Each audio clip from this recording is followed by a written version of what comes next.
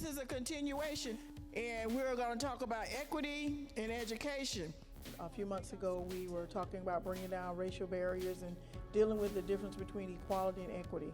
Tonight, we're advancing the conversation on equity in education, and we're hosted here by Leon County Schools, the Superintendent Rocky Hanna and his staff, and we're very pleased to be here to have this community conversation. Communication is the key to any successful relationship, whether it be a marriage or a friendship.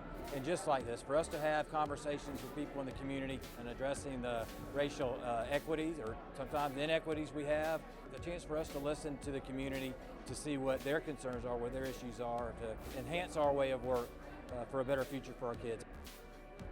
What we heard tonight was a tremendous outpouring of support first for our school system in addressing what we know to be some of the inequities.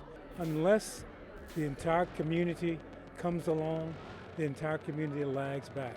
And by having schools that are not performing to the highest potential, the entire community is not served well by that. 1/3 of all of the homeless men in this country are African American. I like the lead-in and the intro from Dr. Lewis talking about implicit bias, the number of rate of our African American boys that are in prison or been murdered. We are 12% of the population, but we make up 50% of the criminals or deaths of those who don't graduate high school.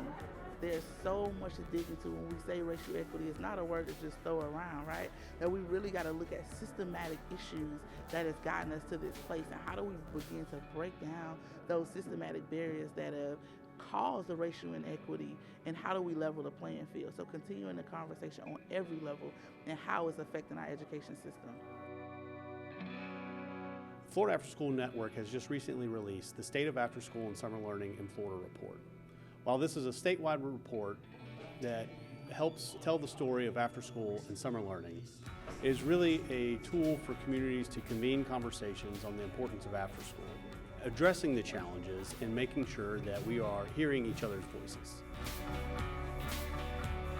I'm glad that we're having this conversation, and we need to continue to being able to talk to our neighbor and learn from our neighbor, and our neighbor learn from us. It's just going to make us better.